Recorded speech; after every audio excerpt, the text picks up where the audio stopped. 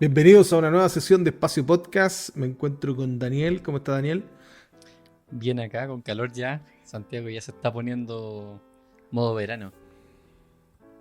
Está, Ajá, eso es está para poniendo con usted. harto Aquí calor está ya. lloviendo. En la noche, sí.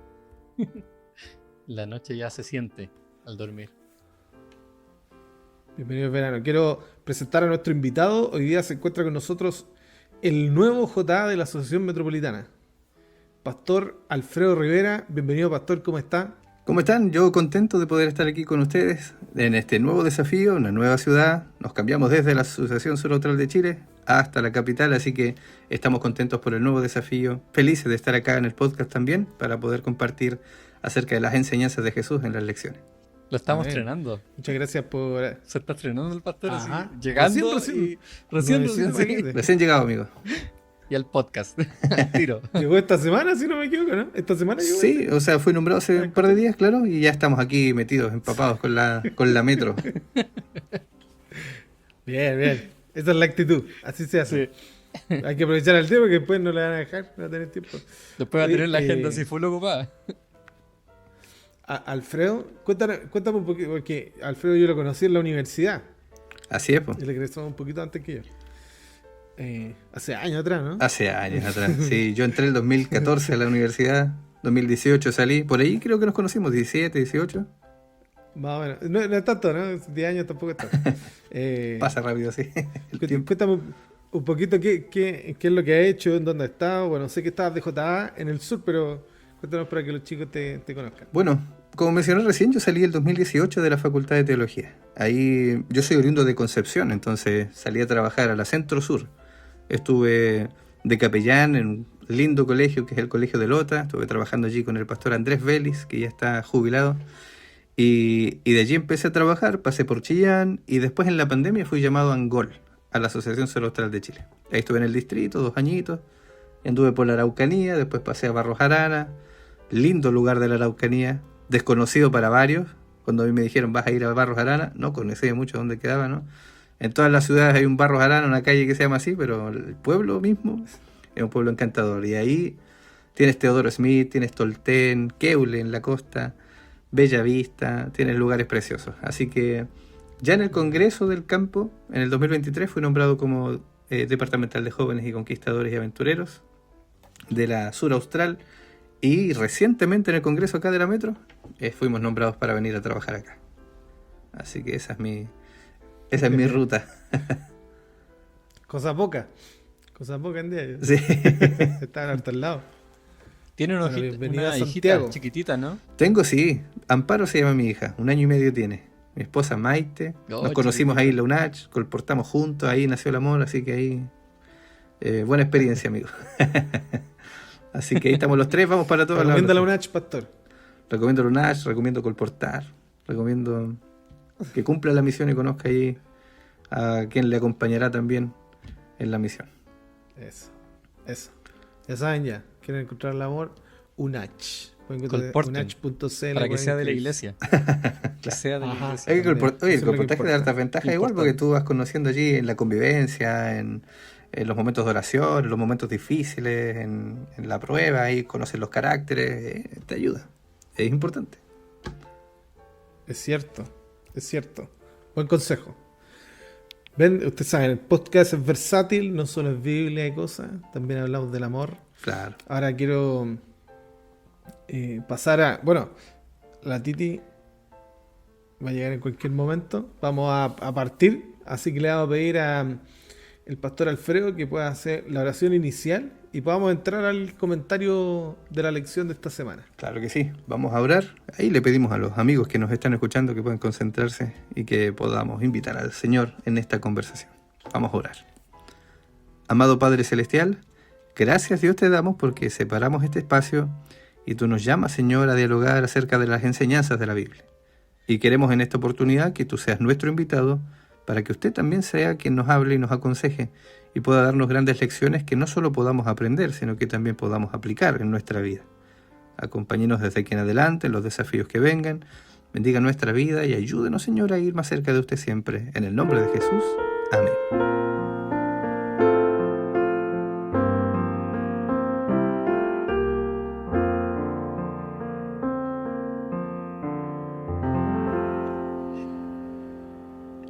Muy bien. Vamos a comenzar con la lección de esta semana, que se encuentra en Josué capítulo 20. Nos queda muy poquito ya para finalizar el folleto. Y estamos hoy día hablando de las ciudades de refugio. Un lugar de refugio. Así se llama, ¿no? Un lugar de refugio. Un lugar de refugio. Voy a leer Josué capítulo 20, del versículo 1 al 6, y vamos a comentar la lección de la semana. Josué dice así: Habló Jehová a Josué diciendo: Habla a los hijos de Israel y diles: Señalaos las ciudades de refugio, de las cuales yo os hablé por medio de Moisés, para que se acoja allí el homicida que matara al grupo por accidente y no a sabiendas, y os servirán de refugio contra el vengador de la sangre. El que se acogiere a alguna de aquellas ciudades se presentará a la puerta de la ciudad y expondrá sus razones en oídos de los ancianos de aquella ciudad, y ellos le recibirán consigo dentro de la ciudad, y le darán lugar para que habite con ellos. Si el vengador de la sangre le siguiere, no entregarán en su mano al homicida, por cuanto hirió a su prójimo por accidente, y no tuvo con él ninguna enemistad antes. Y quedará en aquella ciudad hasta que comparezca un juicio delante de la congregación, y hasta la muerte del que fuere sumo sacerdote en aquel tiempo. Entonces el homicida podrá volver a su ciudad y a su casa y a la ciudad donde huyó. Ese es el texto de esta semana, la ciudad de refugio. Le vamos a preguntar al pastor Alfredo: ¿qué lecciones cree, pastor, que podemos sacar de esta historia de Josué 20 esta semana?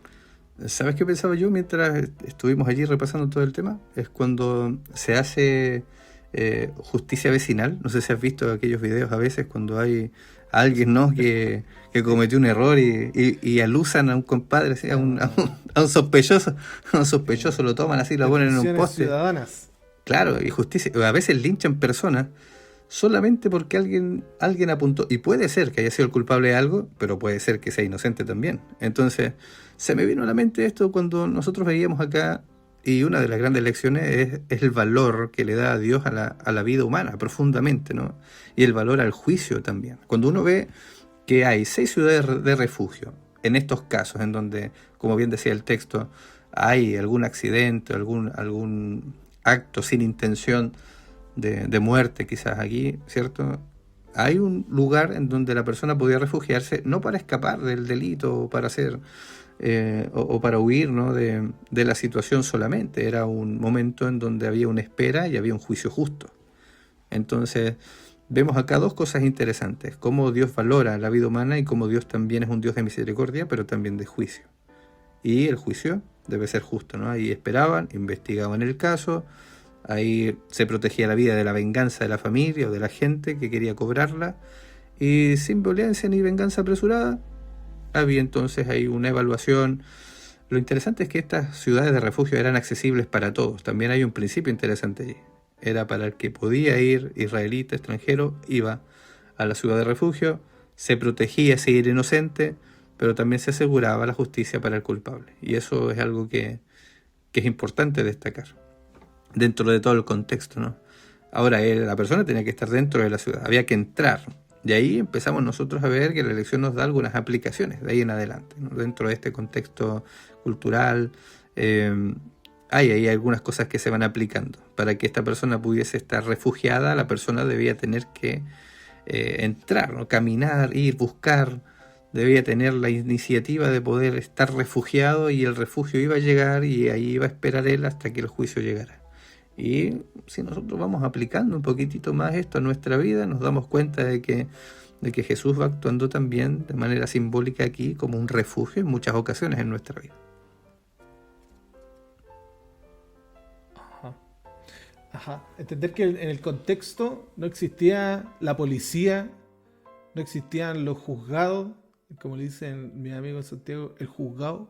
No había un lugar donde podían ir las personas a debatir esto, en donde decían: no, aquí va a haber una sentencia.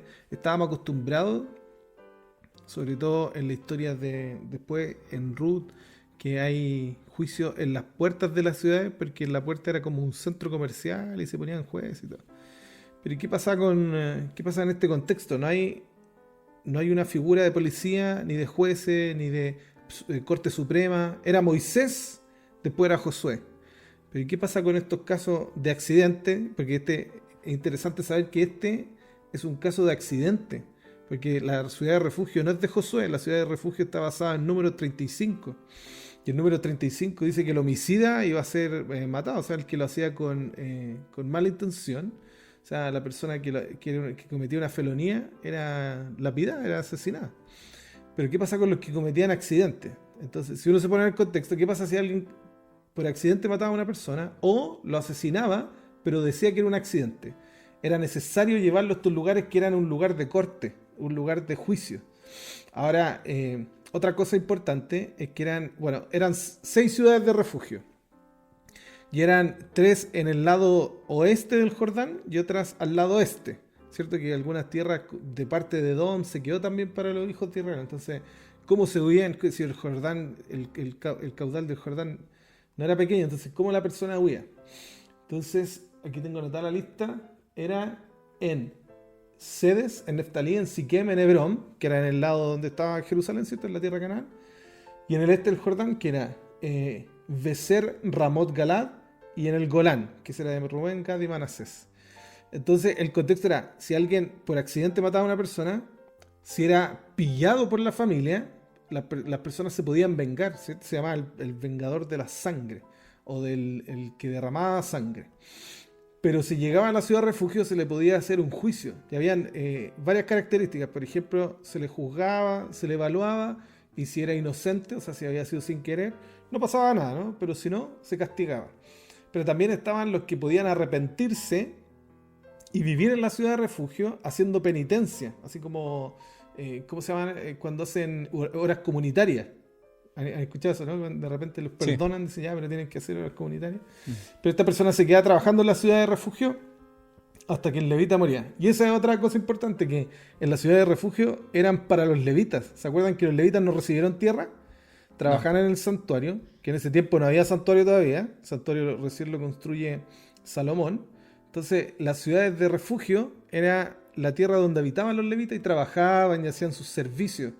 Y las personas recibían el consejo, se les leía la Biblia, tipo sinagoga. Y ahí es donde se hacía el juicio. Entonces, bueno. Que de las 48 ciudades que les dieron, 6 eran destinadas a refugio. Solo 6. Sí. Solo 6. Igual pocas, pero la idea era abarcar, ¿no? Como en los rincones. Porque el Golán queda en el extremo norte. Y las otras quedan cerca de Jordán, del río Jordán. Lo interesante era eso, Entonces, eran las ubicaciones y las señaléticas que habían. Estaban bien señalizadas y era interesante ver que por lo menos era hasta mediodía de camino. Estaban como bien ubicaditas allí. Y lo que tú mencionas sobre los levitas, ¿cierto? Era bueno también porque ellos estaban dedicados también a la enseñanza de la ley, estaban cercanos a ellos, era un juicio por lo cual ellos estaban preparados también para resolver casos difíciles, para resolver las intenciones de los casos que eran presentados. Entonces estaba todo bien armadito, bien organizado para que esto saliera súper bien. Ajá. Lo que dice el pastor, que incluso se tenían que acomodar los caminos para estas ciudades. No era como que hagamos una carretera para que las ciudades pasen por los centros comerciales o las ciudades comerciales, sino que arreglen los caminos para que lleguen a estas ciudades, que son los centros de justicia. Entonces quiero terminar por lo menos mi comentario, después quizá agregarlo más, con la idea filosófica. Porque, ¿qué es lo que te da un juicio? ¿Qué es lo que te da la condena de una persona? Y hay 2 intenciones, ¿no? La intención de la justicia, ¿cierto? Que alguien hizo algo malo y necesita ser retribuido, pero también está el acto de venganza. Yo no recuerdo que la Biblia diga que la venganza es mala, pero sí en Romanos 12 dice, no tomen ustedes venganza, sino que dejen la venganza a Dios. Entonces, este es uno de los actos, de dejar la venganza a Dios. Dejar que el que o cometió un accidente, o realmente no cometió un accidente, pero se hizo pasar por accidente, vaya a un juicio que sea tomado por 2 testigos. O sea, si la persona estaba mintiendo, era casi imposible, que tenía que sobornar aparte a otras 2 personas más. Entonces se sometía a un juicio con 2 testigos y la persona retribuía la justicia, ¿cierto? O el juicio justo, pero también las personas que fueron dañadas, o sea, la familia que salía afectada, recibía o se llenaba su deseo de venganza. Porque eso es una de las cosas que cumple la justicia, que las personas no se venguen por sí mismas. Entonces, quiero terminar con esa idea de que la venganza es del Señor. ¿Por qué? Porque en la situación que lo ponga, en el juicio que ponga el Señor, siempre la retribución va a ser justa. Siempre la retribución va a ser justa. En el caso de nosotros, incluso, que no merecemos el perdón y no cometemos el acto por accidente, sino que lo cometemos a conciencia, hay una retribución justificada, o sea, lo que nosotros conocemos por gracia. Entonces, donde se coloque al Señor es imposible verlo como injusto, y Él aún así con nosotros nos da este beneficio de la gracia. ¿Saben qué? Algo interesante que rescaté de a mí me pasó algo bien especial. Cuando creo que en otros momentos había leído estos versículos, este capítulo, y en realidad lo encontré así como bien, como comillas, administrativo, porque es como un poquito raro, como que uno lo pasa por encima, porque dice, al principio no es tan interesante. Pero cuando uno empieza como a meterle contexto al tema, se pone súper interesante. Mira, aquí un poquito de historia, si me voy por las ramas, el Mati me da o si me equivoco, me mira, me complementa. Pero creo que esto tiene como igual un proceso un poco social, porque hay que entender que, por ejemplo, esto se da a Moisés al principio, que eran como 1300 años antes de Cristo, que era ya se le está dando como leyes judiciales. Pero esto también venía de tradición social. O sea, el tema por ejemplo, del ojo por ojo, que sale en Éxodo, que sale en Números, ¿cierto? Es súper importante, pero no era exclusivamente de los israelitas, o sea, no lo dijo exclusivamente Moisés, venía de los babilónicos con el código de Hammurabi. Y se va adaptando, ¿cierto? Y hacia el pueblo de Israel, porque para poder un poco mediar lo que era la equidad en los juicios, porque en la práctica se daba mucho que, por ejemplo, yo robaba algo y me podían matar. Entonces, el código, que es lo que se llama la ley del talión, ¿cierto? Era que si tú robabas algo, no te mataran, sino que tenías que la compensación equitativa. Eso era más o menos la idea. Entonces, el proceso es re interesante porque Dios al darle esta ley a Moisés, ¿cierto? Que después la aplica a Josué en la ciudad y se le da a los levitas, lo que incorpora es el concepto de perdón. O sea, hay una posibilidad del perdón ante un eventual accidente, ¿cierto? Porque también dice que el que es homicidio intencional va a morir, ¿cierto? En Patriarca y Profetas, por ejemplo, dice... lo tenía por acá. Dice, la seguridad y la pureza de la nación exigía que el pecado de homicidio fuera castigado severamente. La vida humana que solo Dios podía dar debía ser considerada sagrada. Entonces, quien la quitaba, le estaba quitando la posibilidad de salvación a alguien, ¿cierto? Algo que solo Dios podía juzgar. Entonces, era súper importante. Pero en el caso del accidente, había la posibilidad del perdón y del juicio justo, que eso es un tema súper interesante, el juicio justo. Y esto se incorpora 1300 años antes con Moisés. Pues. Dios es genial. Pues. Cosa que después incluso se ve en la ley romana, en la ley judicial romana, que es como la base de nuestra ley actual, occidental y de todos nuestros juicios, ¿cierto? Se basan en las leyes romanas, que también son muy parecidas a las que les da Dios al pueblo de Israel, que el juicio justo, los testigos, que sea público, que hayan testigos, que hayan pruebas, ¿cierto? Y que no se castigue así como por castigar, que sea una cosa mesurada. Entonces aquí se incorpora lo que es el perdón, ¿cierto? Y el juicio justo. Y después lo que me parece interesante es que después Jesús viene a renovar esto, pues cuando dice, ustedes habían oído que ojo por ojo, ¿cierto? Pero yo les digo que no. En Mateo 5 le dice, yo quiero que pongan la otra mejilla, que den, que si alguien le pide su capa, o sea, que le pide ropa, denle la capa, ¿cierto? Entonces aquí incorpora también el concepto de la misericordia, que es muy interesante, que va acompañado con el perdón. Entonces aquí como que se complementa un carácter súper bonito de Jesús, porque tiene que ver con este perdón completo, la misericordia, y que Dios es un juez justo al final, y que da la posibilidad del perdón, pero también es severo con el que realmente atenta contra la vida en este caso. Solo decir que el hecho de que las ciudades de refugio estaban hechas para el mero caso del agravio por accidente, te dice mucho. Que habían otros juicios que eran más perdonables. O sea, habían un montón Claro. de cosas, como por ejemplo el hecho de que existiera el Goel, que era la persona que redimía al que estaba o que tenía deuda. Habían formas de, como voy a decir esto, la última instancia era matar a una persona que Mm, cometía un acto como este. Entonces se demuestra que es súper diferente, porque tú citaste el Código Hammurabi, el Código Hammurabi es súper severo. sí, po. El Código Hammurabi Sí. dice que si en una casa se le cae el muro a alguien, hay que matar al arquitecto. Y si muere el hijo, dice que también hay que matarle al hijo. Sí. Entonces es como que al final las leyes bíblicas tienen este toque, ¿no? Así como lo que tú decís.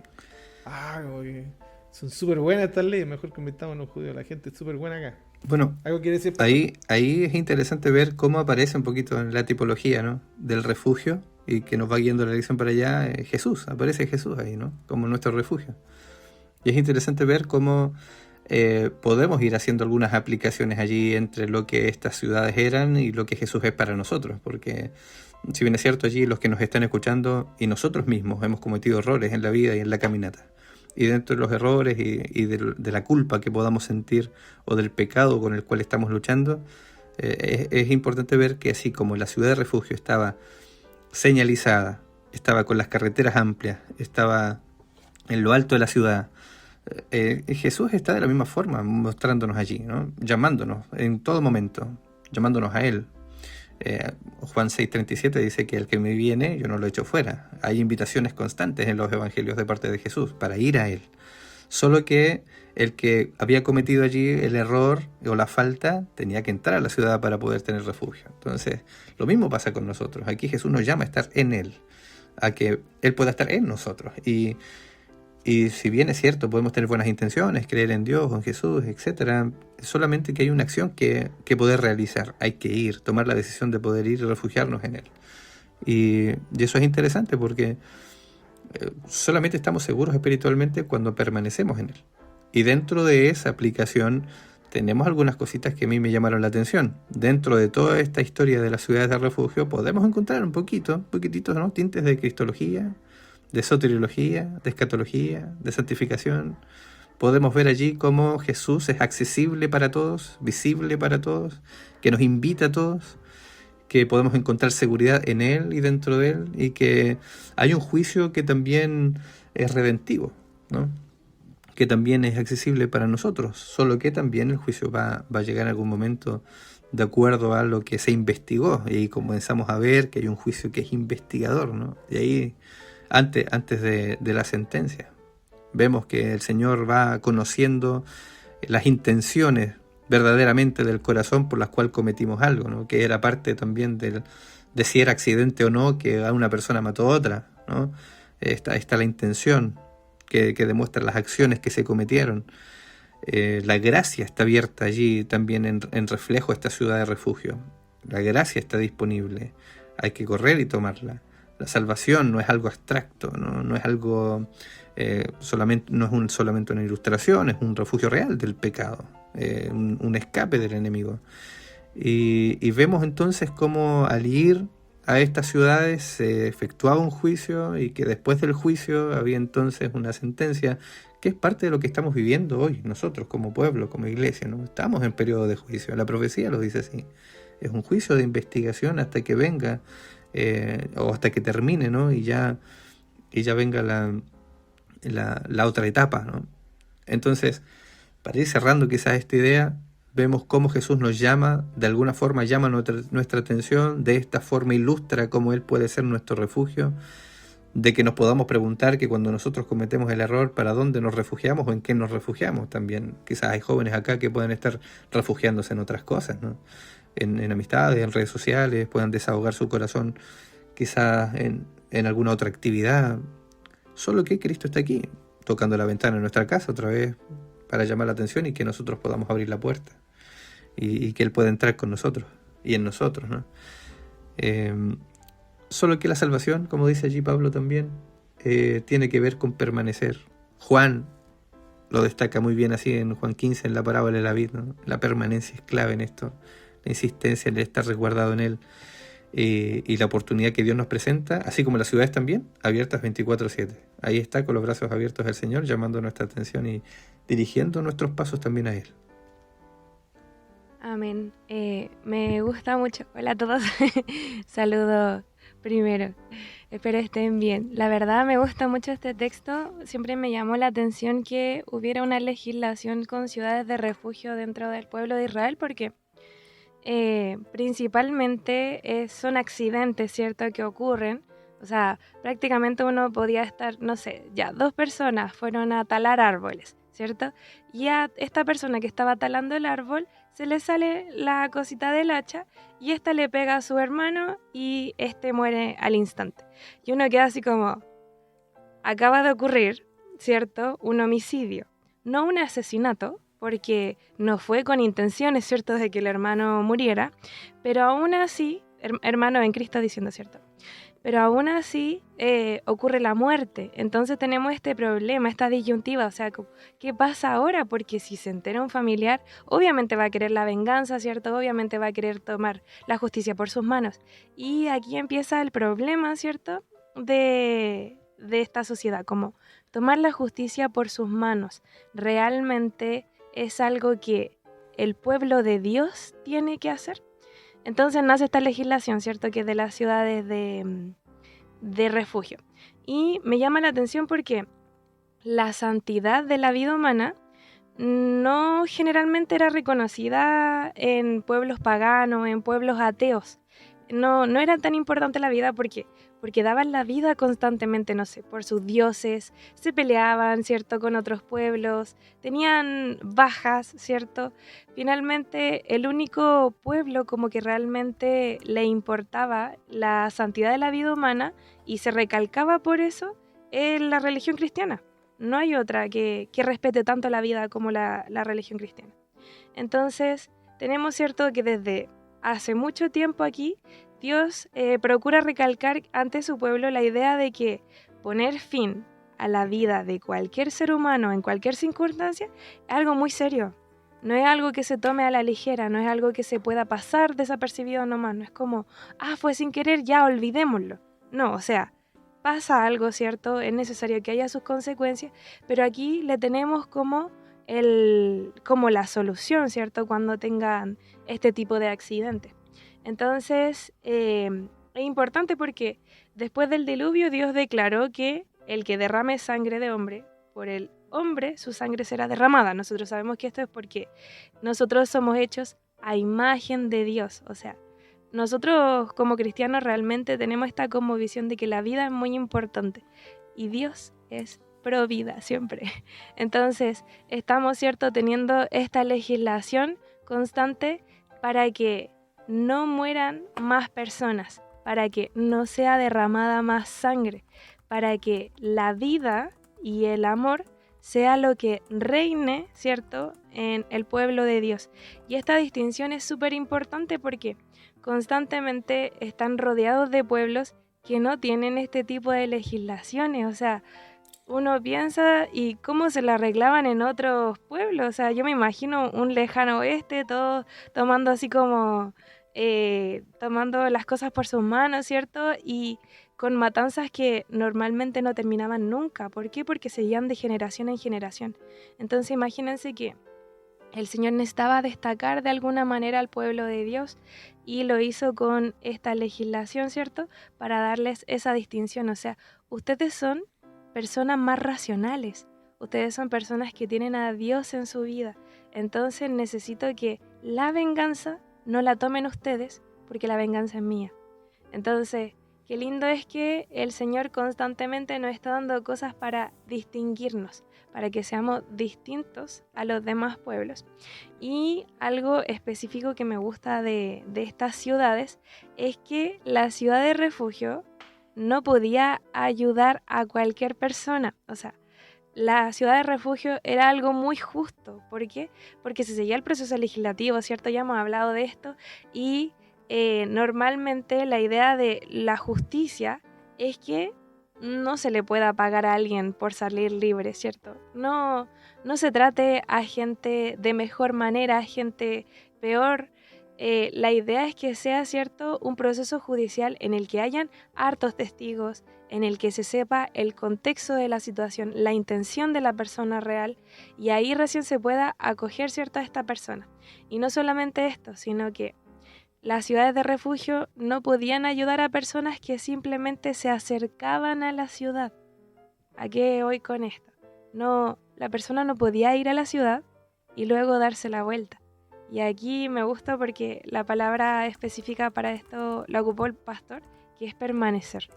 O sea, estas ciudades no se podía pasar casualmente por la ciudad. No sirve de nada pasar casualmente por una ciudad de refugio, pasar, ¿cierto?, y después irse. Prácticamente si tú pisabas afuera, ¿cierto?, sin que se haya cumplido todo el proceso, alguien podía tomar tu vida. Era súper sencillo. Entonces, la ciudad no solo podía proteger a los que pasaban por ella, sino que a los que permanecían dentro de sus muros. Y lo mismo pasa actualmente, o sea, el Señor también quiere salvarnos de nuestras equivocaciones, también quiere ser nuestro aval, ¿cierto? Cuando no es nuestra intención equivocarnos y no necesariamente tenemos que cumplir, ¿cierto?, una pena por equivocarnos. Entonces, el Señor quiere que nosotros no tengamos solamente un único encuentro con Él, porque no va a pasar nada con ese único encuentro. Él quiere que permanezcamos en Él para siempre. Dice, yo soy la vid, ¿cierto? Ustedes los pámpanos. Y el que permanece en mí, yo en ustedes, da fruto, pues en mí, pues sin mí, ustedes no pueden hacer nada.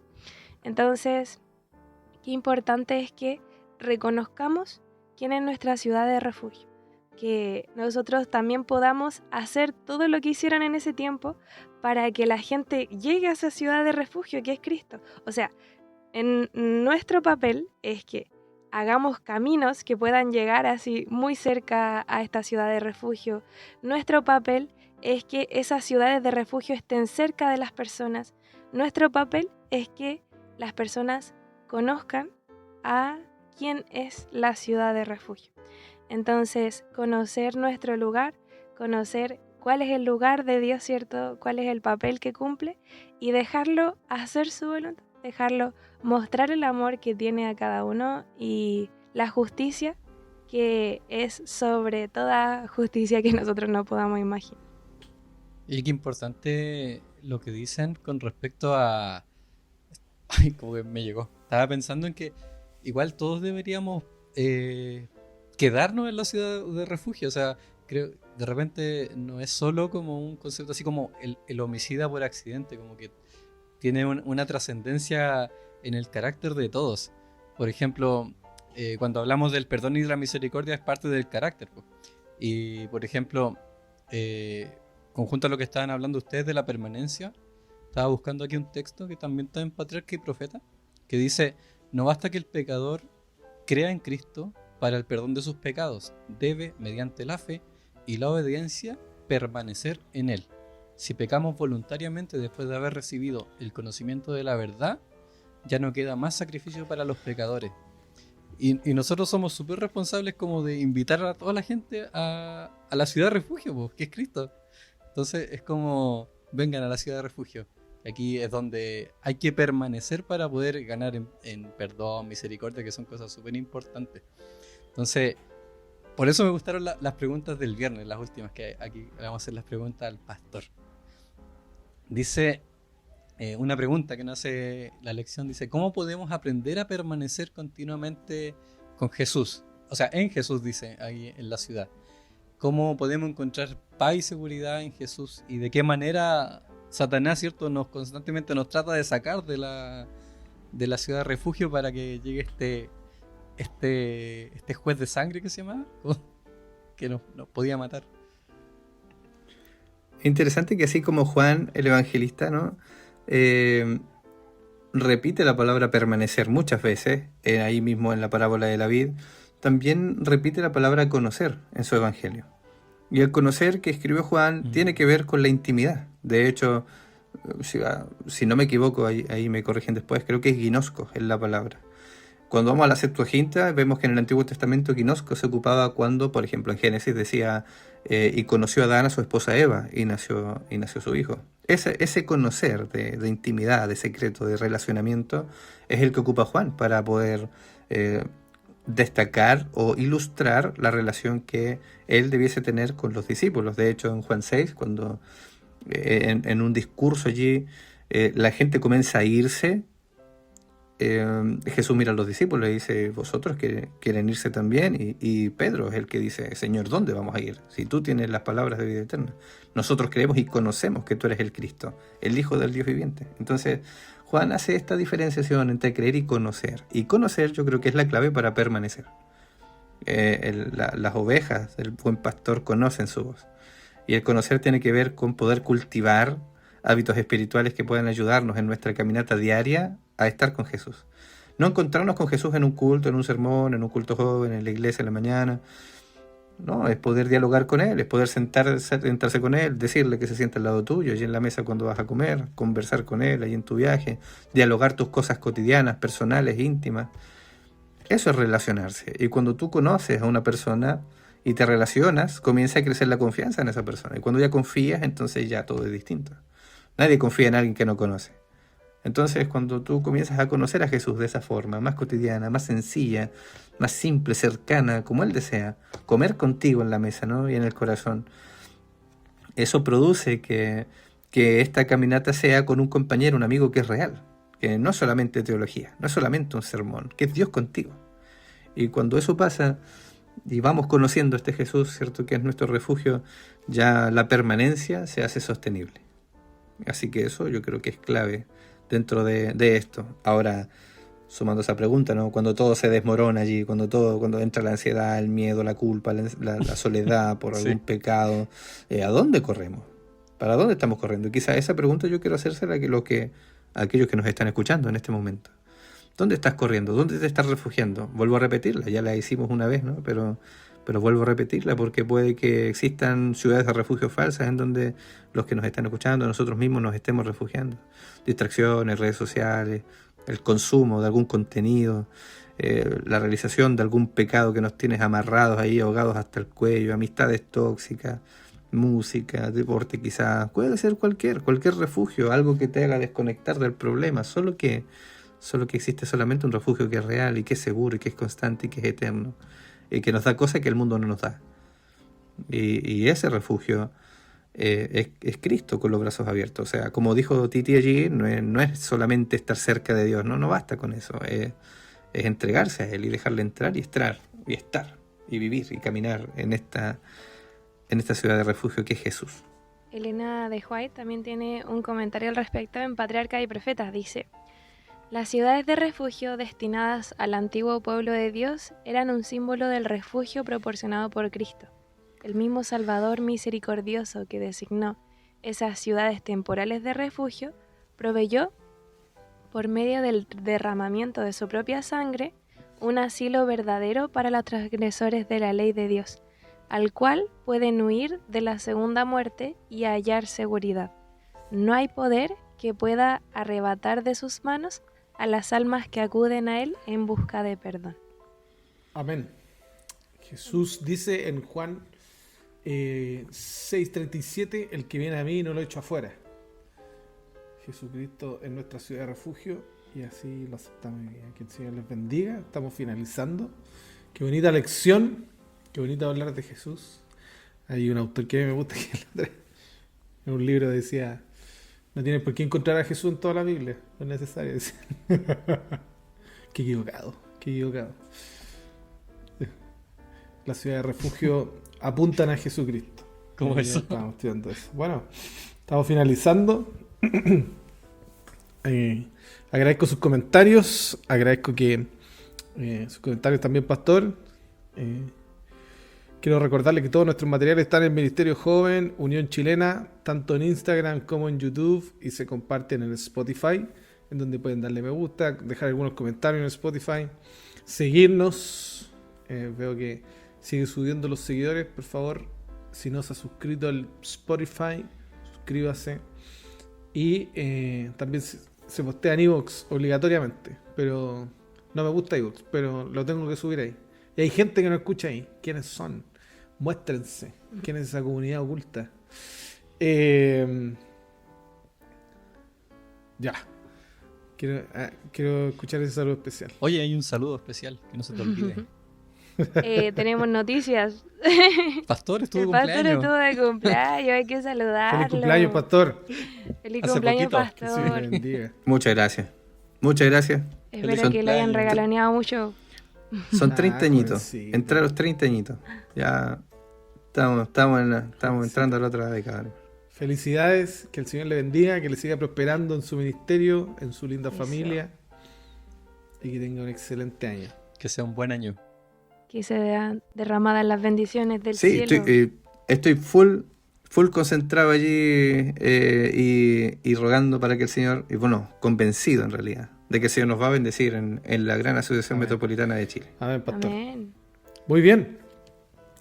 Agradecemos nuevamente, agradezco nuevamente, pastor, su presencia. Que el Señor le bendiga, que le dé un excelente y próspero año en el Ministerio Joven.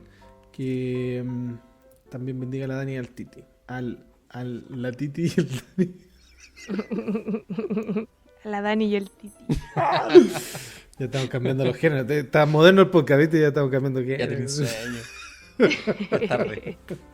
Ok.